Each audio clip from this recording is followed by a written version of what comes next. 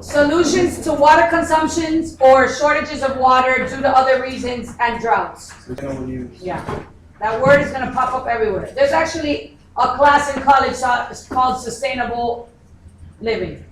Yeah, now instead of taking environmental science, you're taking a class on how to make decisions that are going to be beneficial to a future, society with resources that we're taking for granted now. So how to shift your thinking.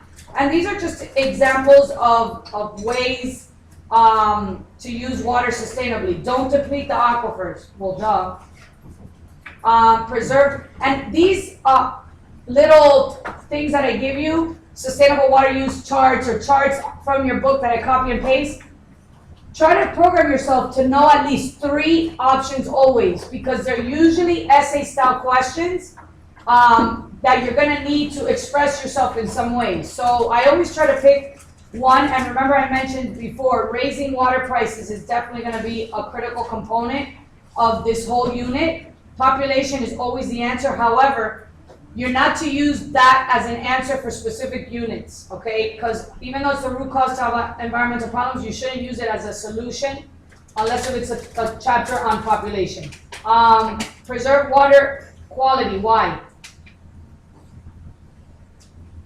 Why protect forests and wetlands? Because they help reliable runoff, okay, or continuation of the water cycle. Now, these are our second solution to our problem with water consumption. We know irrigation systems are the #1 use in agricultural and in the home. So improving irrigation systems is important. And these 3 types of irrigation systems will come up on the test. Gravity flow, drip irrigation, and center pivot. For some reason, they want you to know the 3 types of irrigation systems that have been in, or the types of irrigation systems that they've improved on, and you understand the function. So let's talk about each a little bit. All right, so canopy, this actually is a chart on how to reduce water loss when irrigating. And again, you pick 3, so easy. Irrigate when the sun's not directly out. I think that's on there, yeah? Avoid growing water-thirsty crops. That's a good one. Say irrigate at night to reduce evaporation. So think of the common ones based on the problems. How can you come up with solutions?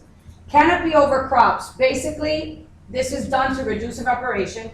So they're kind of, which is very cost ineffective, because if you're going to create canopies over your crops, that's going to cost a lot of money.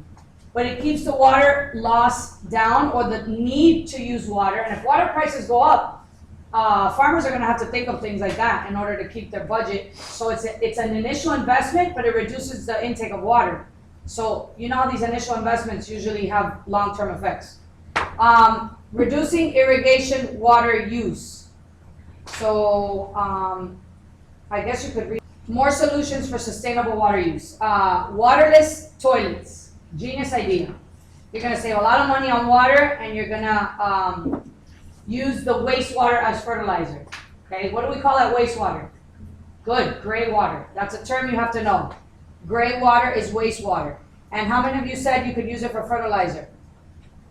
Because that was already in your notes. Not fertilizer, but you could, Is harvesting rainwater. And obviously, all of these ideas, you're going to have some kind of filtration system. In your own filtration system. No, like in life, for real. Avoiding leaks, reuse water. So here's where we were just talking about. There's a toilet system that actually is reusing its own water.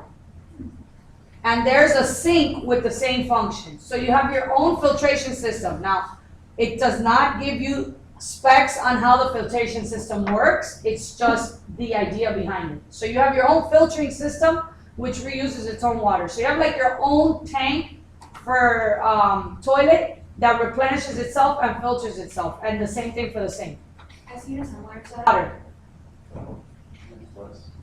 Yes, but I mean, that picture is going to show you what? I mean, is representing what? Money. What about it?